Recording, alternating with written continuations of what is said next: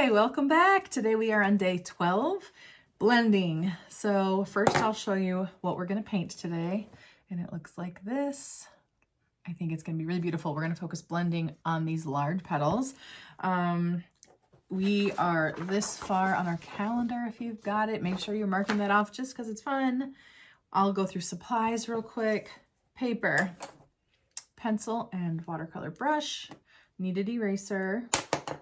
If you've got your paints and a towel, a water spray bottle, heat gun, a little jar of water like this. Little tip, I fill it this high, maybe even a little bit lower. If you're filling your water to here, you're gonna have a harder time controlling your water because every time you do that, it's all the way up your brush. It's gonna drip down. So I would say lower it if you haven't already. Candle. I've already been kind of like working away. I went on a walk, planned some things. I just changed what we're going to paint today. I had something totally different, but I like this better. Got our candle. I have some LaCroix, but I think I'm going to get hot coffee in a little bit. Blending. Let's talk about blending. All right. If you've got your little thing, we're on day 11. Use your brush to smoothly transition between colors or values for a nice soft blend. This is one reason watercolor is so loved.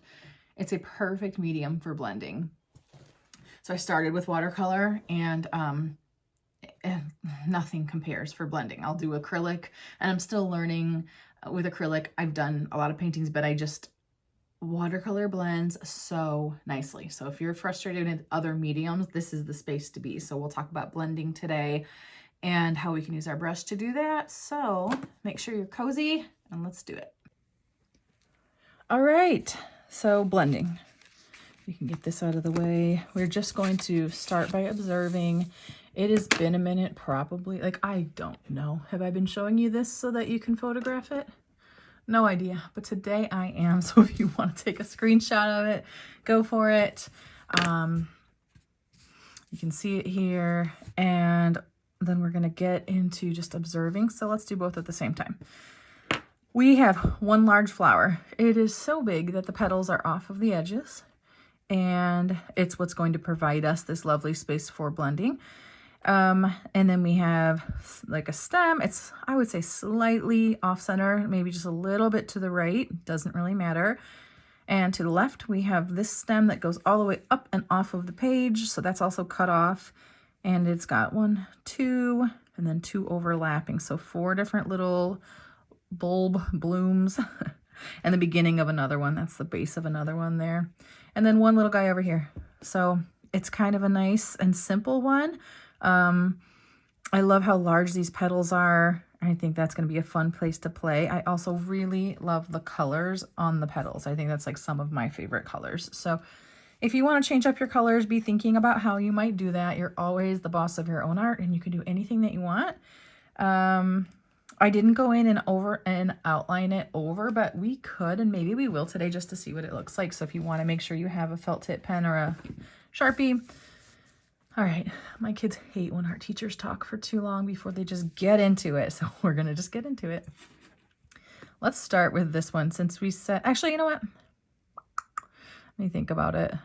We could start with this, or we could start with this one up here. Actually, I'm going to say let's start with this. And we're just going to get the top of it in and then add the stem later.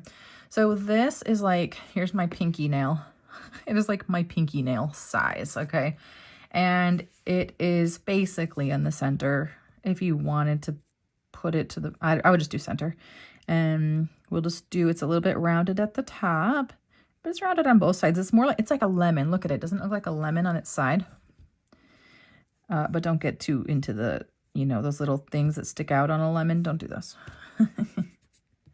All right. Something like this, we'll adjust it if we want. So what am I going to say? I'm going to say press lightly with your pencil so you can erase easily, which means you can sketch freely. I like this petal right here to start with. And look at this. I can just kind of lay only my finger underneath of it if you're using this 3" by 3" paper.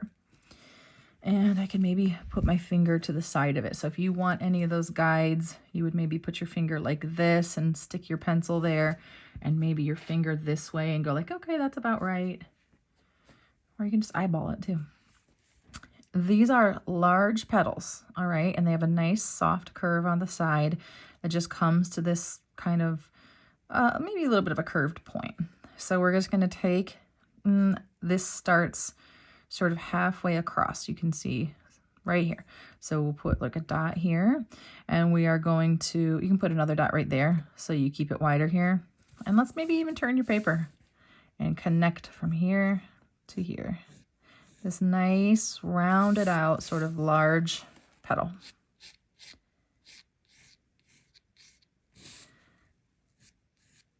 Love it. Okay, if you don't love yours yet, that's okay. We're gonna let it start wonky. Let's get this next one in, because those are the two that we can see that the ends are not cut off. It goes all the way over here. I can basically not even fit my pencil next to it, but that would be okay. You just kind of use that for where it's going. And it's just a little bit higher than the other. Now, we won't make this exactly the same as this one, so we'll all just be kind of working within those differences that we end up with, and that's okay. This one, look at these. It's a big portion of the bottom, and this one only gets the teeniest part up here, right? So we've got this whole width. So I'm marking that, and turn your paper if you need to, and we want it to kind of match the shape of the one next to it.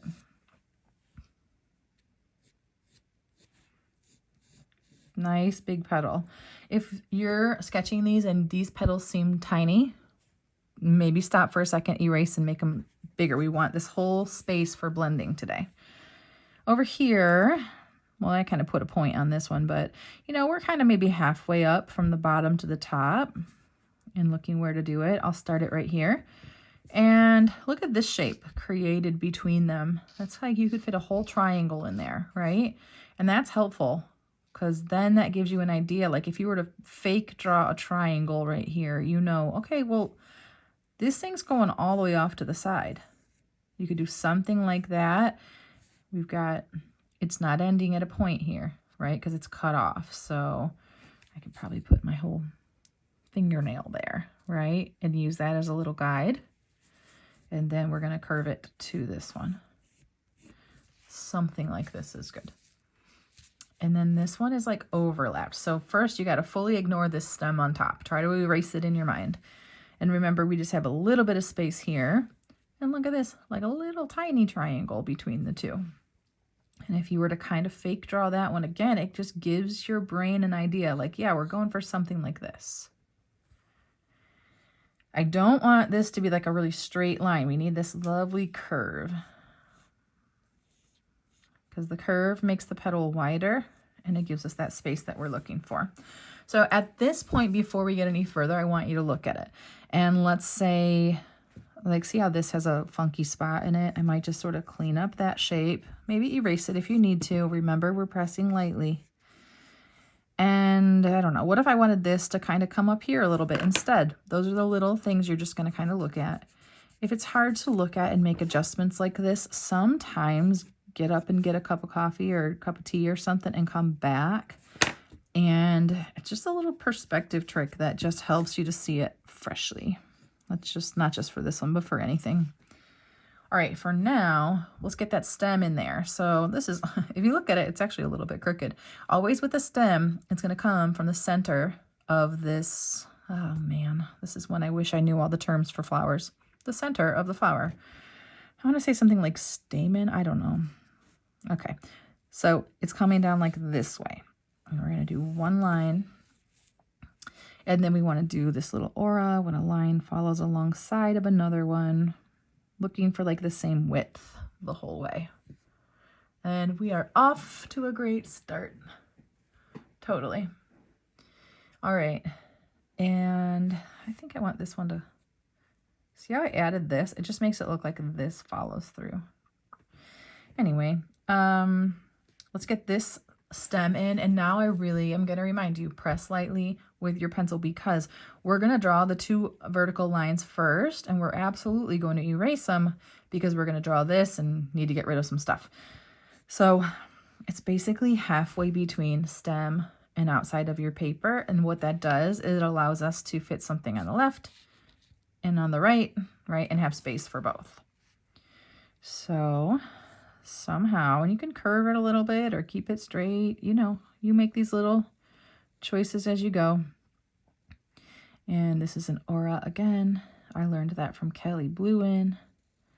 I know some of you guys came here from Kelly Bluin, who does Zentangle on YouTube. She's a lovely, excellent teacher.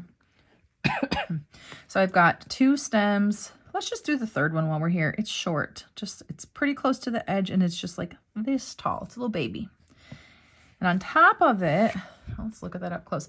This is like a triangle, except it's like got a fatter bottom. It doesn't come to an exact point because it's on the stem. So you can sort of tip your triangle. Remember to press lightly because you might want to move this stuff. And I'm going to get, it's kind of like a bulb. It's like a round circle that has a little bit of extra down here. Like if you stuck a balloon inside of a cone. Isn't that funny? You know what I mean? Here's your balloon. Wait, can I do it? Do I have supplies for this? No. But if you stuck a balloon inside of something that was a cone, I'm going to say way too long on this. Okay, guys? And it would cover part of it. All right, listen, that's enough, isn't it? Okay. 1, 2, 3. So that would be like, we could do a circle to get this nice rounded part of it. And just kind of straighten it out to here. We didn't need any of that balloon nonsense talk. Whatever shape you want for these is good. Okay. Love it. And we're going to get over here and do some more. So for these ones, I'm going to start with this little, it's going to come up, go straight across, and kind of come and meet close to where it started. And then I'll just do, so you can already tell this is different than this one. I've got different space to work within. I don't have as much space. And you know what? I'm going to show you how I'm going to change that because I do want just a little bit more. How am I going to do that? I think my stem got wider down here. So before I erase it, I'm going to add a new line that's a little bit skinnier. I already like it better. Then I'll go in with my eraser and get rid of what I don't want. And I'll just sort of reinforce this line, still pressing really lightly. That gave me just a little bit more space. And now I'll start this a little lower because that gives me more space here to work with instead of up here. And I don't want to lose the points of these 2 petals. I think those are really pretty. Okay, so I'm going to intentionally not cover those. And then this is, remember, like a circle. And then you can just kind of meet it down here. Like another light bulb, really. Or a balloon in a cone, obviously. Okay, I'm moving on. I want this circle to not overlap that petal. So I'm going to put this one in first. And then have it come down to the cone. Great. We'll adjust these in a little bit. And then these ones are going to overlap each other. I'll start with the one on top. So the red one. And now I'm going to start with a circle, straighten up those sides, and put some sort of that cone here. Doesn't really matter where. And then I want this blue one, I don't want it like right next to it so you can barely see it. Let's look at their angles. This one's going this way, and then this one's going this way. See, so just not like right on top of each other. Let's turn it. So I'm going to come up and over and cross over the stem even and do this one, and then add that cone. So we'll adjust all these if we don't like them. So all we needed was to get them in for now. And then let's get out our eraser. Anything that's in front shouldn't have lines through it. This is in front. So all these lines that go through got to get out of there. So we don't want to see the stem. And we don't want to see the lines of this big, large petal anymore. Whatever lines you accidentally erase, you just get those ones back in. Same thing down here. This stem is in front of that leaf. So this line should not go through it.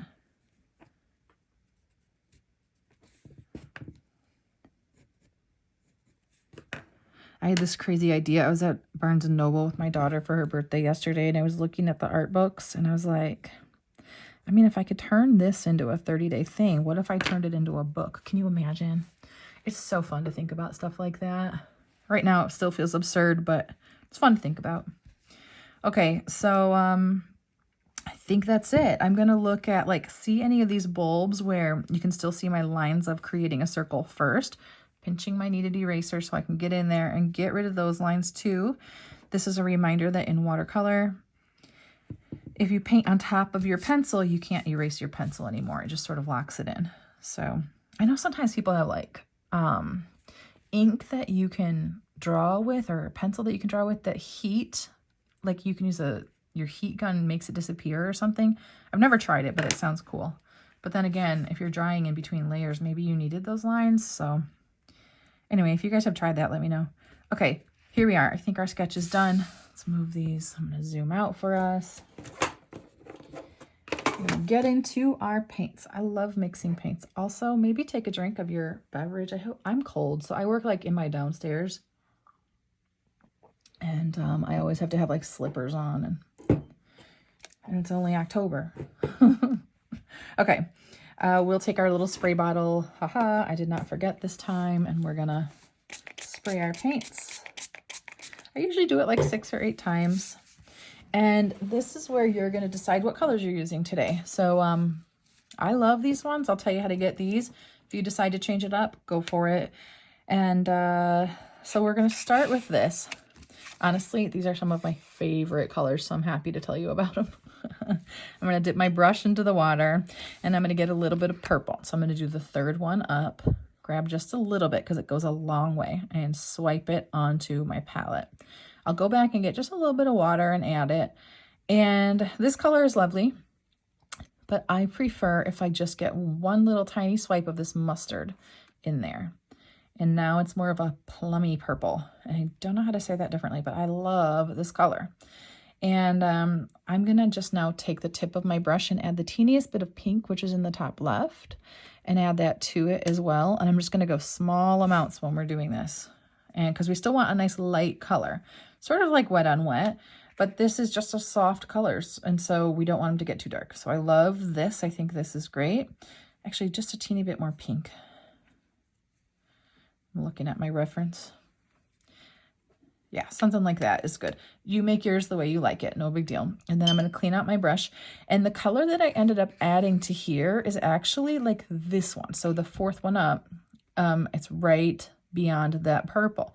And I'm going to grab a little bit of this, and I'm going to make just this small puddle. See how I can move it around though?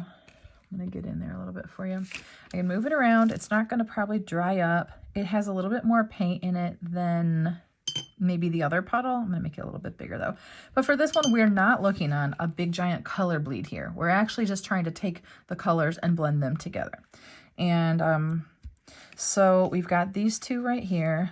Let's grab a little puddle of yellow. I will do the third one up. If you don't have this palette, I'm sorry I keep talking about it. I just know a lot of people do. So I love it. I recommend these ones. In fact, I'm going to be doing a video about a new set they have coming out.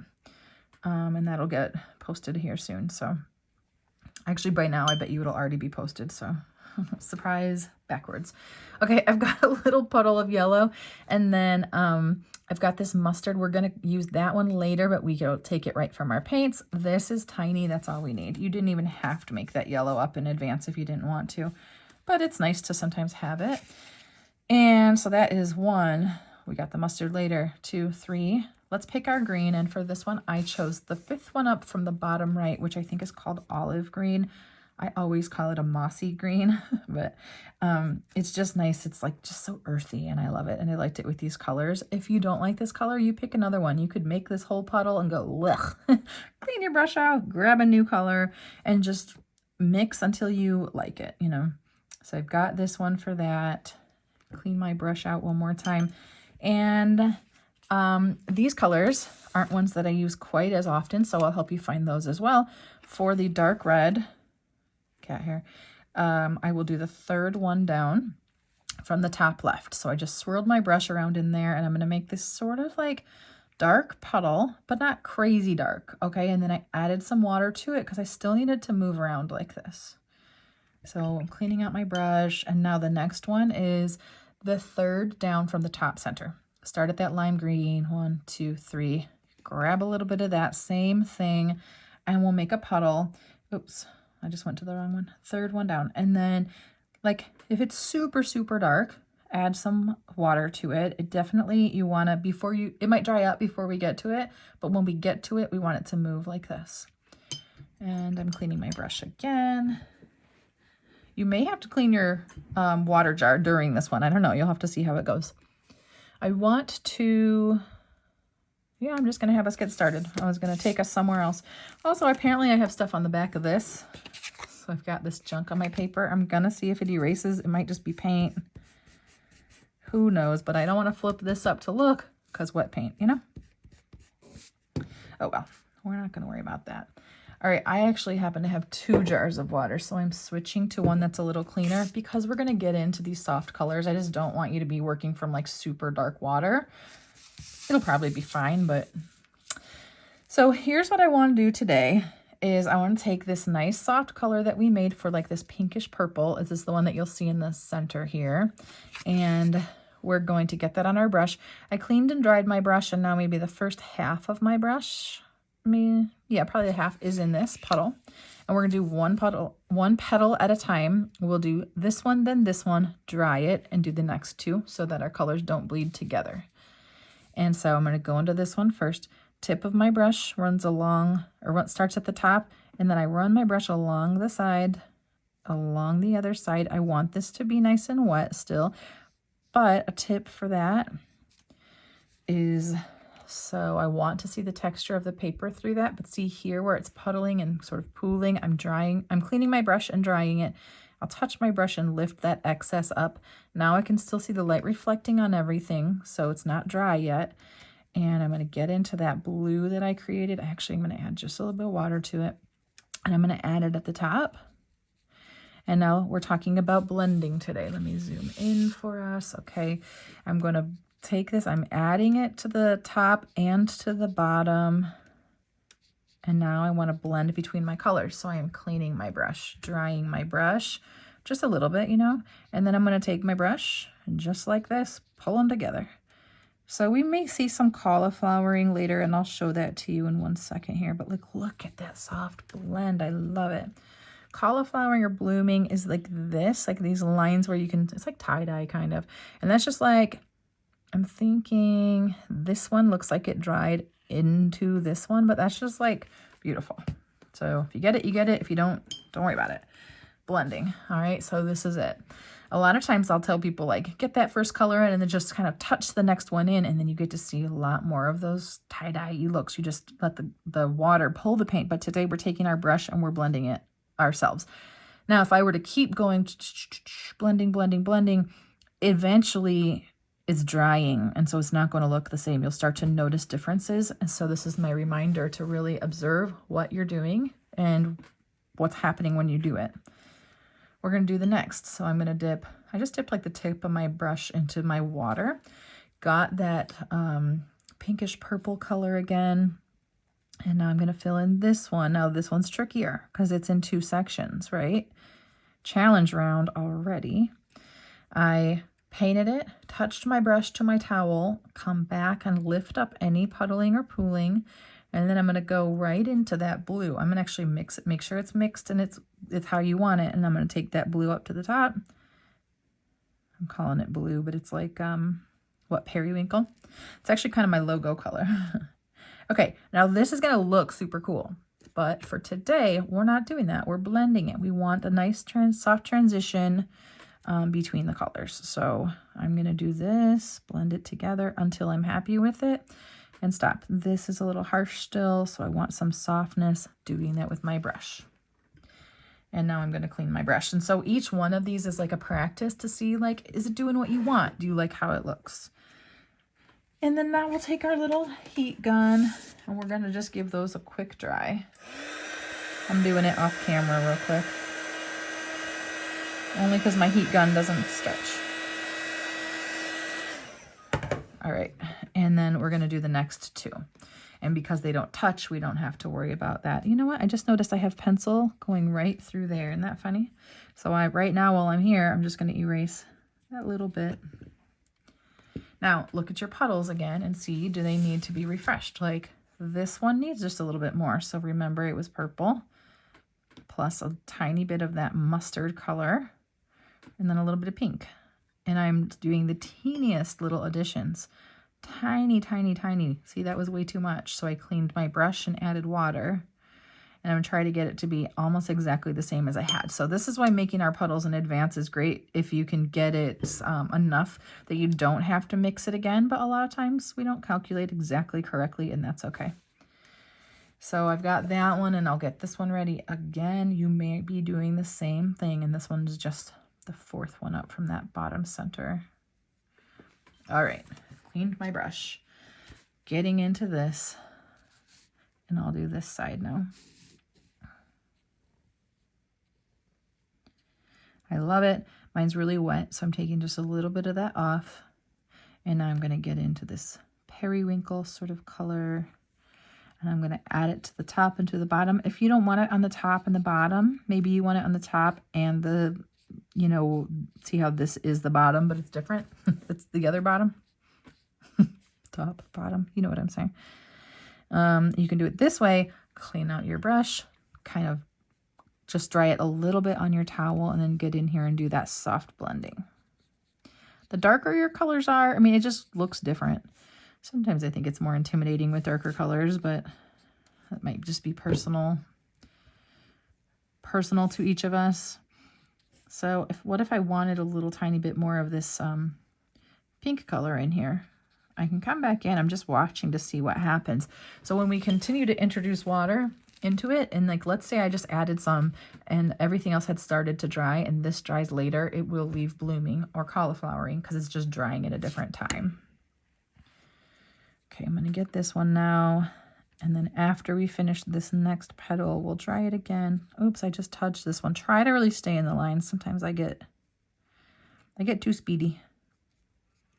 When I find that I have too much, I just touch my brush to my towel, lift up a little bit of it. I do not want the water to be finding one spot to pool. And then getting into my periwinkle color here again and doing a little bit, adding a little bit of that first, a little bit at the top because I like that. And this is just you playing with it. So I think this would be a fun one to just do tons of petals or leaves this way. Practice your blending. Okay, I got the color in. I'm cleaning my brush, drying it just a little on my towel, and now I'm going to get in here and try to soften up that transition. I do think things dry slightly differently when you just allow them to dry on their own versus when you use the heat gun. So you guys can test that sometime if you want to. All right, I can tell it needs to be dried because I can still see the water, like the light reflecting, so I'm going to give it a dry. And next we're going to get into that green puddle that we made up. So if you need to refresh it at all, go ahead and add some paint or water to it, however you need. And then we're going to start to fill this in. I just realized that on our reference, we had this little beginning of a new one. If you wanted to stick that in there, you could, but I don't really have that much space on this one. We are doing those little cones that hold the balloons. We're doing those the same color as the stem, unless you'd like to do it a different color, obviously do that. It might be cute, a lighter green than the stem. I don't know. And I'll do it down here.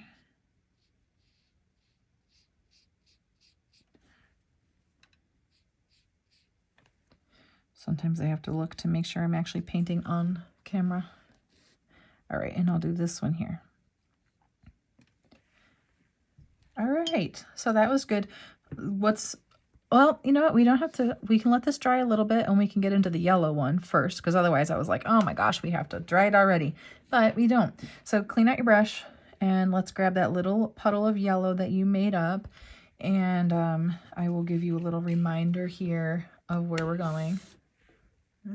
Okay, we've got our puddle of yellow, and then we've got this mustard yellow over on the side. It's called yellow ochre.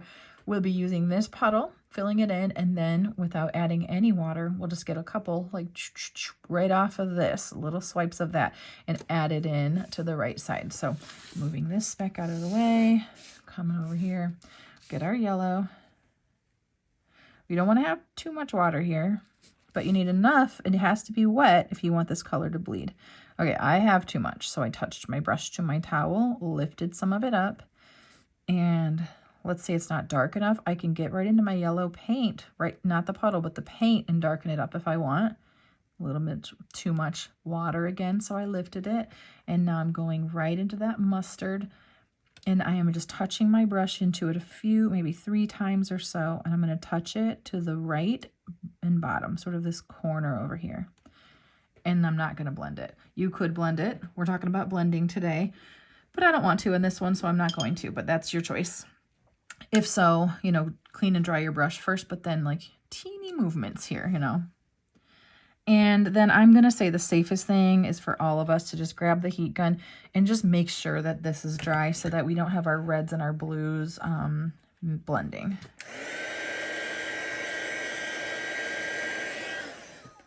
I just had one teeny little spot there. So, all right, we're going to get into our red and our blue. I liked spreading them out and doing them like in separate spots like this. Sorry, can you see? And then I have the 3 blue. Maybe you could decide which color you want to see more of. I think some of us might just do all one color. And I also thought it would be really cute if they were all just this color, just the yellow to match this instead of any of that. Oh man, I don't know how to edit well enough to take that sneeze out. So thanks to anyone who just said bless you. All right.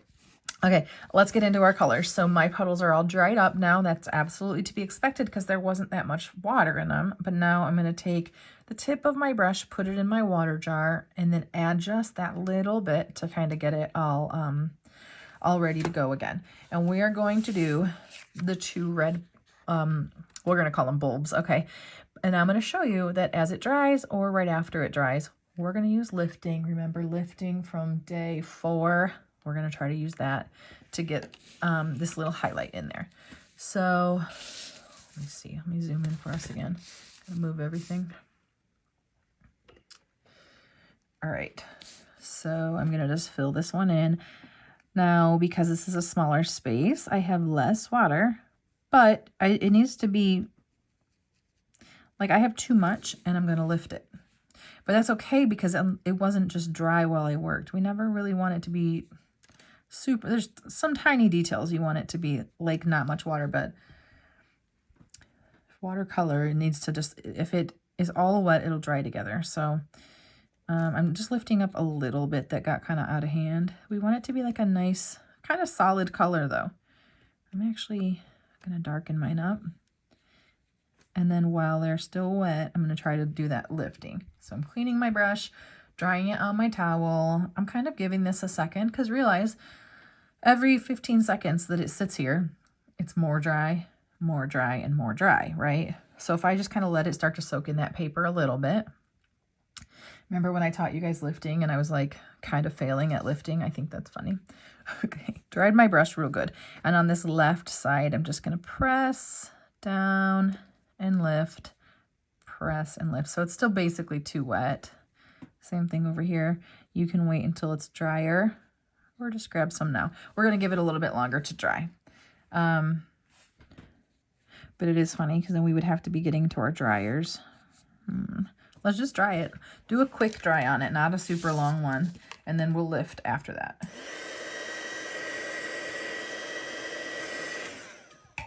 Super quick.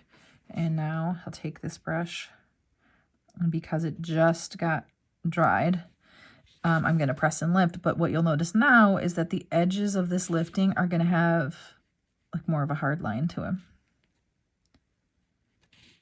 We'll try again on the blue. All right, so this is dry now. Get into our blue. So you probably have to like put the tip of your brush into your water jar maybe, because you need this to be a puddle, right? And we'll fill these in. I needed just a little bit more paint in my puddle.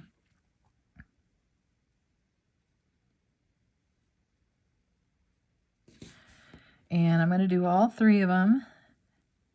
But if it's drying while you work, you probably just need just the teeniest bit more water. If it feels out of control, you probably want to limit your water a little bit. All right, I'm finishing my 3rd one. Cleaning out my brush, drying it on my towel, and now let's try the lifting again.